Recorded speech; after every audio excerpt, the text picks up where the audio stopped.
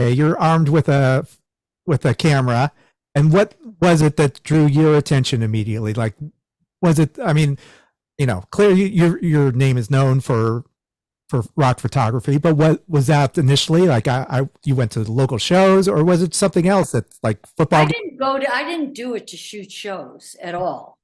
That doesn't really interest me and never did, except as a kind of like a director and to get to know people better and to know my equipment better. Because for me, shooting a concert was an opportunity not only to see the artist, because the artist is not always in real life who they are on the stage. And what the fan wants is the person on stage to feel that they've been let into their world and to still find them to be iconic, to be the golden calf that they can worship. So it also provided a way for me to learn to use my equipment really quickly, because lights never stayed the same, low level lights. It was real good training for that. But I was not someone who went because of any drive to, other than like maybe Bob Dylan, that I would have gone to whether I was taking a picture or not. I'm talking about when I was young and he actually sang his songs. That's Well, he's entitled to do whatever he wants to do,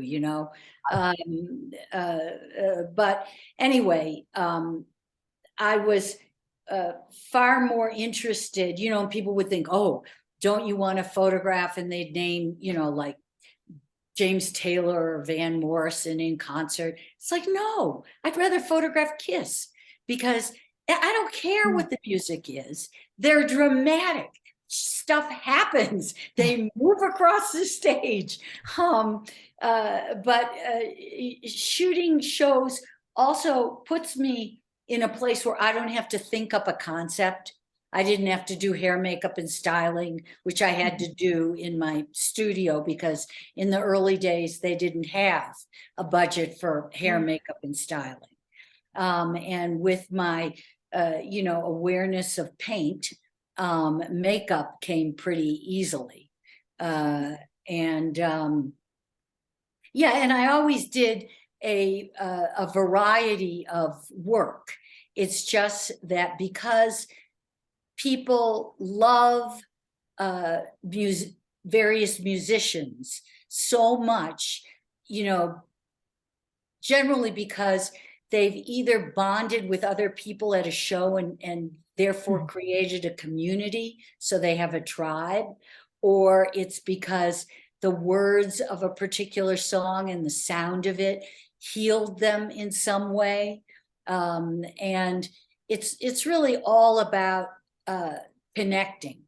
So for me to be able to serve in that way is great, and I appreciate that I'm known for something, and that everyone gets pigeonholed to a certain degree.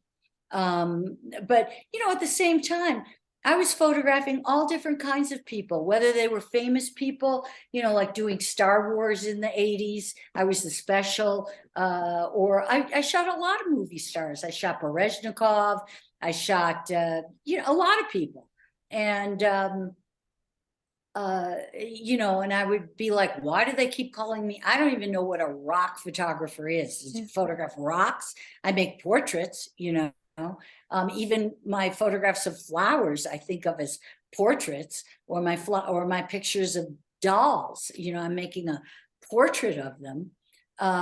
So it used to bother me, but because I feel that when people limit me to that label, they're in fact limiting themselves, and that is upsetting. But it's understandable, because we have so much going on in the world, especially today, but it's always been that way. There's a lot happening for you to ingest, and we need to create categories or boxes in order to function and make decisions. So in that way, I can't really fault being called something. But, you know, I get very upset even being called a woman photographer. Let's do a show on the women photographers. It's like, I'm a photographer. And whether you're a woman or whether you're a guy, it's like the image you're making, you know? So personally, you know, it has always been distasteful to get boxed into certain labels.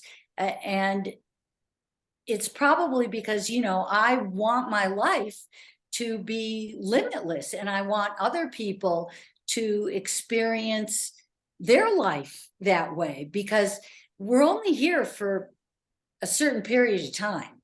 And it's really a gift to be here. I mean, Earth is an amazing planet, as troubled as it is right now.